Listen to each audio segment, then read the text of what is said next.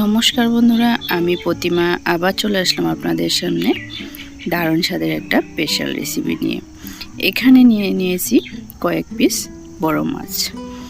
দেখুন, মাছগুলো খুব সুন্দরভাবে কেটে ধুয়ে ছাপা করে নিয়েছি।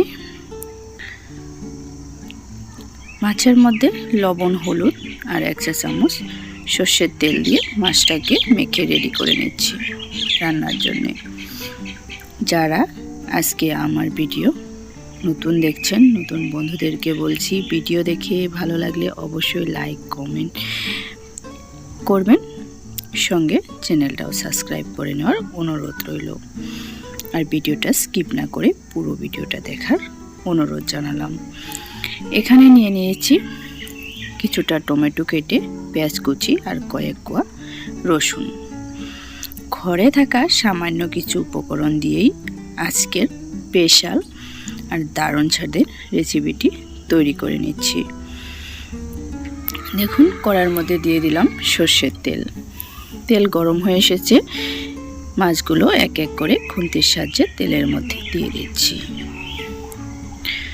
সবগুলো মাছই আমি তেলের মধ্যে দিয়ে দিচ্ছি।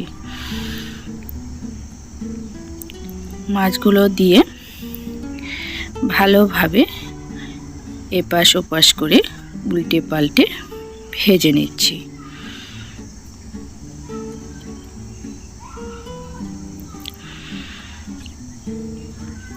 ঘরে থাকা সামান্য কিছু উপকরণ দিয়েই এই রেসিপিটা তৈরি করে নেওয়া যায়। আর হাতের কাছে সময় না থাকলে অল্প সময়ে এই রেসিপি তৈরি করে নিতে পারবেন। দেখুন, মাছ ভাজা ভালোভাবে হয়েছে।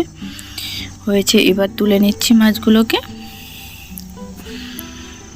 এই মাছ ভাজা তেলে ফোড়নে দিলাম কালো জিরে 1/2 চা চামচ। এবার কুচানো পেঁয়াজগুলো অ্যাড করে দিচ্ছি। সবগুলো পেঁয়াজই আমি দিয়ে দিচ্ছি। আর কয়েক কোয়া রসুন পেঁয়াজের সঙ্গে ভেজে নিব। পেঁয়াজের কালার চেঞ্জ হয়ে আসা অবধি পেঁয়াজটাকে আমি ভেজে নিচ্ছি।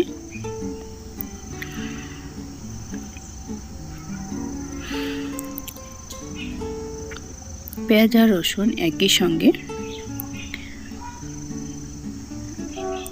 নাড়াচাড়া করে ভেজে নিলাম এর কালার চেঞ্জ হয়ে আসা অবধি। এবার অ্যাড করে দিচ্ছি কেটে রাখা টমেটো। আমাদের ঘরে কিন্তু সবসময় পেঁয়াজ টমেটো থেকেই যায়। এই দুটো উপকরণ দিয়েই তৈরি করে নিতে পারি এই রেসিপিটি।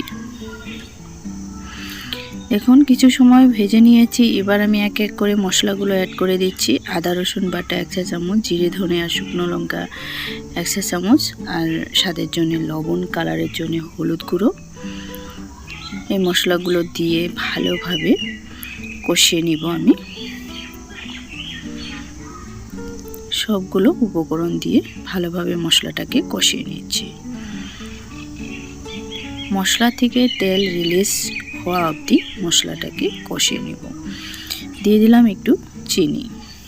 চিনিটা দেওয়ার জন্য এর টেস্টটাকে ব্যালেন্স করবে। দেখুন, মশলা থেকে কিন্তু তেল রিলিজ হতে শুরু করে দিয়েছে। আমার মশলা কিন্তু ভালোভাবেই কষানো হয়ে এসেছে। আর কয়েক কোয়া রসুন দেওয়ার জন্য দেখতে কিন্তু দারুণ লাগছে। অবশ্যই এই রেসিপি যদি এভাবে করে নেওয়া যায়, খেতে দারুণ লাগবে। মশলা ভালোভাবে কষানো হয়ে এসেছে। এবার আমি জল অ্যাড করে দিচ্ছি।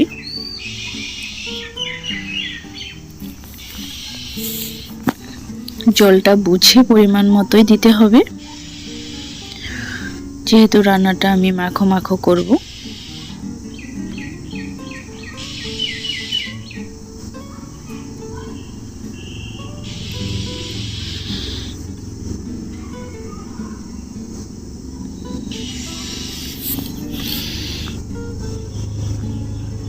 জলটা দিয়ে ঝোলটাকে বেশ কিছু সময় ফুটতে দিব।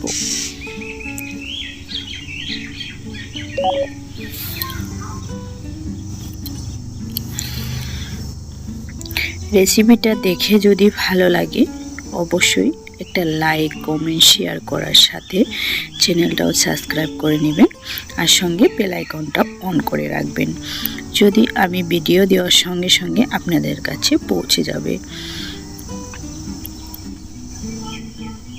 দেখুন মাছগুলো অ্যাড করে দিলাম আর মাছগুলোকে হালকা হাতে মিশিয়ে দিচ্ছি ঝোলের সঙ্গে।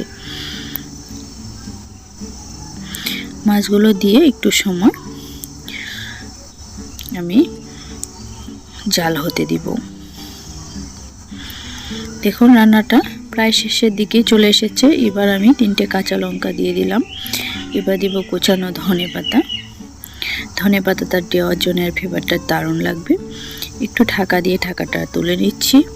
রেডি প্রায় আমার বড় মাছের কালিয়া রেসিপি। রান্নাটা প্রায় শেষের দিকে চলে এসেছে। এই রেসিপি যদি গরম ভাতের সঙ্গে পরিবেশন করা যায় দারুণ লাগবে। যে কোনো রিলেটিভ ঘরে আসলে একবার এইভাবে তৈরি করে খাওয়ান। আশা করছি সকল বন্ধুদেরই খুব ভালো লাগবে।